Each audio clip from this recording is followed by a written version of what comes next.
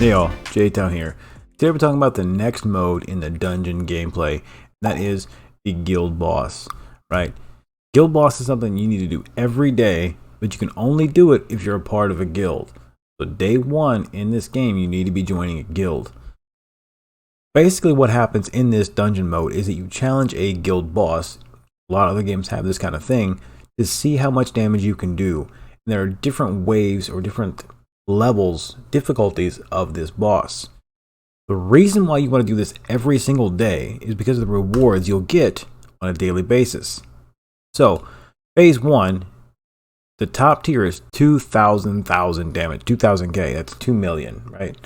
Depending on how well you stack up to that goal is the possible rewards you can get. If you exceed that goal, tomorrow you're going to get a chest with rewards in it with 10% to have an epic scroll in it, and 30% chance to have an epic wish in it, right? You're always going to get these gems and this gold. You got a chance to get these rewards. That's on a daily basis. It costs you nothing. You just have to log in, play, see how well you do, and you got a chance at these single rewards every single day. It's beautiful. Now, you're going to have guild boss stamina, which is its own currency you spend on fighting the guild boss. It's going to be 2 per day, but you can purchase more if you want, if you need a little bit more to stack up against that challenge. Obviously, this is a new guild that I've created for my own account, and I'm doing 11 million versus the 2 million you need to do, right? So I should be a lot higher than that.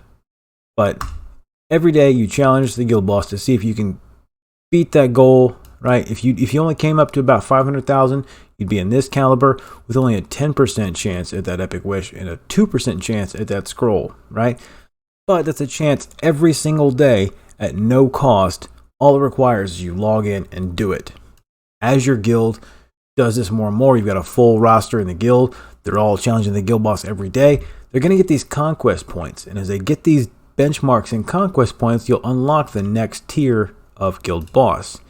And you can see the rewards increase and the chances of those epic summons and those skill scrolls goes up. Now these rewards here are for the forge, where we talked about those better gear sets are made, right? So you'll want to get in there into a guild first thing, start challenging that guild boss and working your way up, unlocking these higher difficulties, because the higher you get, the rewards get so much better, right? And at the end, when you get to the top tier, you have a 5% chance every day of getting a legendary summon and a legendary skill scroll. Every day. The epic summon becomes guaranteed as long as you can clear it. Now, it also shows the ranking so you can compete across different levels with your guildmates to see how you stack up, right? Now, here's one of the beautiful things about Guild Boss is that you have 2 keys given to you. You can buy more. You can compete for the rewards of multiple levels. Right? So you're up to level 3, you can compete and knock this out in 1 key, right? For a chance at this amount of rewards. And then also go down to level 2, fight against that one, and be eligible for these rewards. So you've got more chances for more rewards. The guild boss is an excellent source of daily income, which goes back to one of my core tenets. Progress is income. It even tells you everything you need to know about the guild boss. And when you challenge the guild boss, just like every other fight in this game, you're going to get a nice boss guide. It's going to tell you exactly what it does. So then you can use that and find out which team is going to work best for you, right? Now, one of the only drawbacks to this mode is you cannot use your multi-battle energy for this kind of fight. You've got to ride it out. But luckily, you unlock a ×4 speed and automatic skill usage, so you can set it and forget it. Put this on, go make a cup of coffee, take a crap, do the laundry, whatever you got to do. Come back and see where you're at. Now, you can't really play around with Guild Boss and test it out. To run it costs you one of your Guild Boss stamina, right?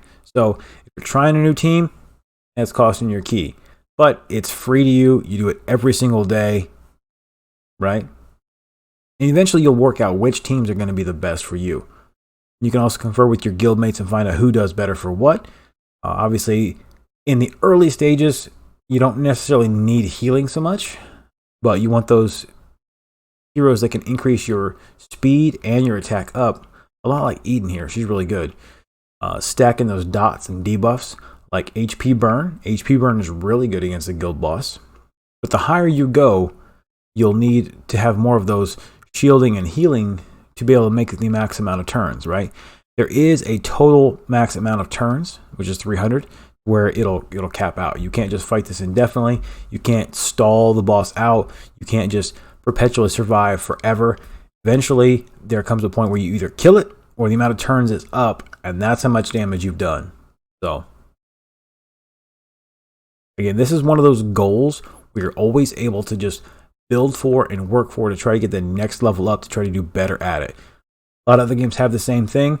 You may hear the term, I can 1-key that difficulty, or I can 2-key this, right?